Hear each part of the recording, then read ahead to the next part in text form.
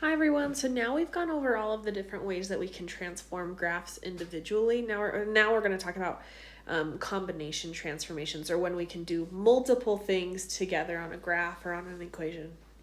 So get out your cheat sheet that I made you. I didn't write any of these down in the video because we've already talked about all of them, but you can definitely pause the video every time I say something and double check it with your cheat sheet.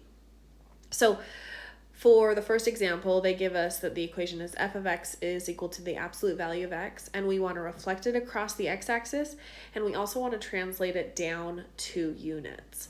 So the first things first, the easiest thing to do first is to translate it or to write it down in a way like translating it up, down, left, right, and then we can write it so that it's reflecting across whatever axis it needs to reflect across. So when we translate it down 2 units, we're going to have g of x is equal to, we know it's the absolute value of x, because it's down 2 units, we would put the minus 2 on the outside. And then, so that's just if we translated it down 2 units. Great, now we've got to reflect it across the x-axis. Because we're reflecting it across the x-axis, that puts the negative on the outside of the parentheses, but up front, which means that we just put a negative right here. And this is my final answer. G of x is equal to negative absolute value of x minus 2. Okay, not so bad. Let's look at another example. So the second example is f of x is equal to x squared, and we want to expand vertically by a factor of 3 and then translate it right 1 unit. So once again, I'm going to start by writing out the equation as if we're just translating it right. And remember, when we translate it right, it has to go inside the parentheses. So we're going to have, let's see, we're going to have parentheses x minus 1, because it's going right. We do the opposite of what we normally think, squared. And that just translates it right. Now we're going to talk about the expanding vertically. When we expand something vertically, it multiplies on the outside of the parentheses in the front. And so I'm going to give myself a little bit more room and erase this right here. And we're going to put that 3 right in front because we want to expand it vertically by a factor of 3. So my answer is g of x is equal to 3 times x minus 1, close parentheses, squared. All right, let's look at the third example. So on this example, it gives us a graph, and we need to decide the parent function and then write the equation for the graph. So if we look at our parent function cheat sheet, it looks super similar to the equation f of x is equal to 1 over x,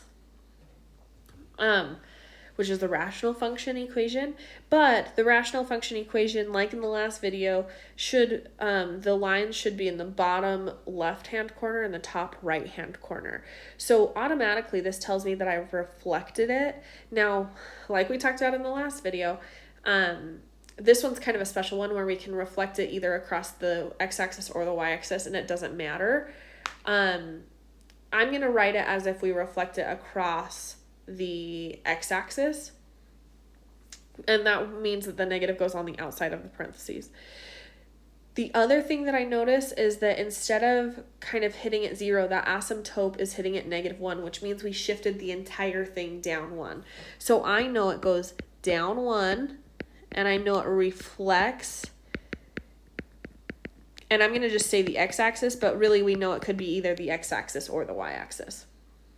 So when we write this down, we're going to start with the down 1 part, which would give me g of x is equal to 1 over x, but then there's a minus 1 on the outside of the fraction of the parentheses, whatever we want to call it, because that pushes it down 1. And then when we reflect across the x-axis, the negative has to go in the front of the fraction. So I just stick a negative right here, and this is my final answer. G of x is equal to -1 over x, all minus 1. All right, last example. So now they give us this equation and we need to graph it. The first thing I'm going to do is kind of decide what's happening to everything. So this -1 tells me that I'm going to go down 1. The 4 tells me that I'm going to stretch vertically by 4. And then the negative right here, because it's on the inside of the parentheses, tells me that I'm reflecting across the y-axis. Okay, so now let's draw a graph. And I'm going to start with my parent function. My parent function, because I see that squared there, is just x squared, which it'll be much easier to do this on yours because you have an actual graph. Looks kind of like this, where you start at 0, 0, and then you go up 1 over 1 on both sides, and then you go from that point that we just made, we're going to go up 3 and over 1 on each side. And you could continue to move this, but we can use these points and we should be good. All right, so there's my parent function. Now, I know that it goes down 1, so all that does is it shifts everything down 1. And I'm going to do this in stages. So my down 1 I'm going to do in green. And shift everything just down 1. So then we have this. I mean, my graph isn't perfect, but it should just look like the exact same thing, but shifted down 1. And then let's do the vertical stretch by 4, which means that instead of going up 1 and over 1, I'm going to go up 4 and over 1. So I'm going to do that in red.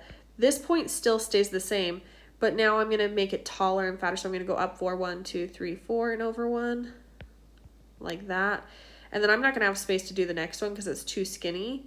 But it would go, instead of going up another additional 3 units, it'd go up an additional 12 units. And then over 1, so it gets really, really tight and skinny.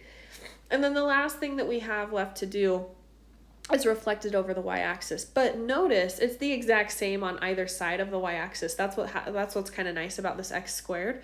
So because it's the same on either side of the y-axis, when I reflect it, it stays the same on the graph. It looks exactly the same. Now, if it were to tell me to reflect it over the x-axis, that would be a different case. It would have to, instead of going like a right side up U, it would be an upside down U.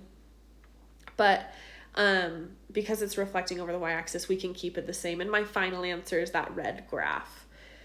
So this is a little bit more complicated because you're doing several transformations at once, but if you take it step by step, it shouldn't be terribly hard. This is how we do combination transformations.